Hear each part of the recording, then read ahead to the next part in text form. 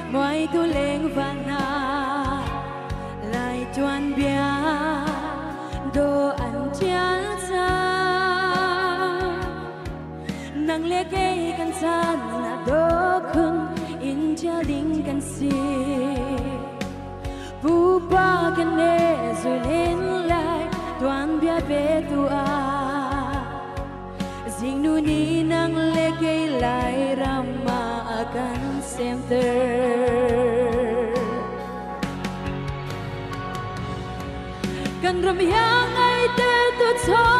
lấy đến đi vào rong sen chi đang sang ban nan si nát nâng he kan ti top lok lai trong ka thiam lawa eng e ala thu po ka hek lawa ama ra chu an nala ni ti chu ka ria ala thu ka nal em tin asa tuin thiam bok ani lai le ki nia ka tia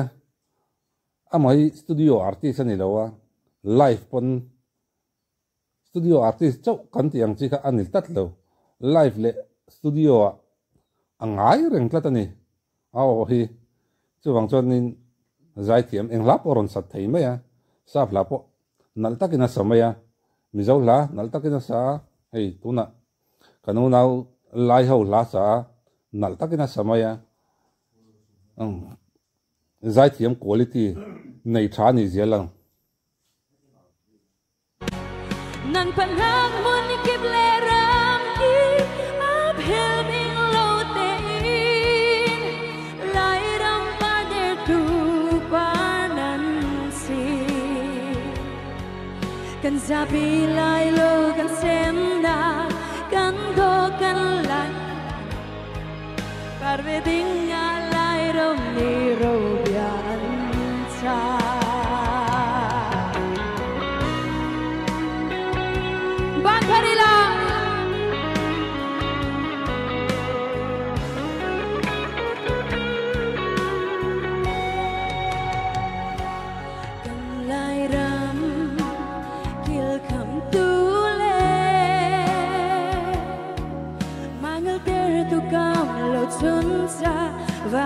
lun do ba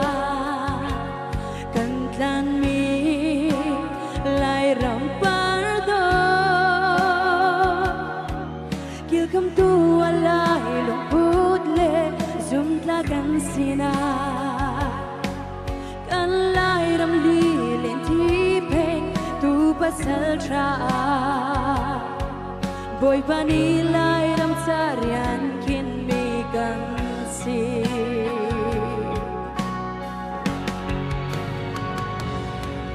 kan ram yang ai ter tu chot lấy đinh đi vào rong sen chi thang sang panan si nag lun hi nan panang mun kip le ram kip pil hin lo te lai ram do ter tu panan si kan sapi lai lo kan sem na kan do kan lai nam ba par ve ding nga lai ro ni ro yan sa ala thu pe chu khela kalunga tile ngotin garing ala thu gor khela chungpon athuk le han chever tin background nal on screen play nen ala thu nen tin musician ten tha ti rian dang mai bok lunga koi leng kul nap thailo lai ram ter tu tung tlang pu pa na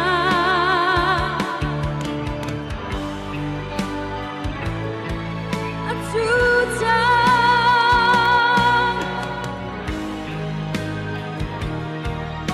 mi pun rim ui ter tu dinga kan sabi lai lo kan sem na kan dot kan lai tan da par ve ding nga lai ram ni ro bian sa lai ram par do tan tu lai shin sem na kan lai shitan na par ve ding nga lai ram ni ro bian sa zai la do in lai ram ni ro bian sa Kalung ơi vậy giờ kalung oi tiếng khar vậy giờ anh mà đi lai ho cần unau te cần unau lai ho pun thiam anh tiếng nghe à lâu thấy lo thiam sanal anh đi tập lung len thak vong vong mai lai le ki quality thajir aron langa eng la po sa che nam chi rang rang la sa ka ena ka ngai tha ka munual to ka ngai tha nual to boka stage a zai le studio a zai ka ngai tha na sa ka tunlai ka zai ngai nat pol ania quality nei tha em mani a zai a ngai nam tin a bel hu te anuam em thin a zai hi ole do tok la ri potang hun man nom vek ule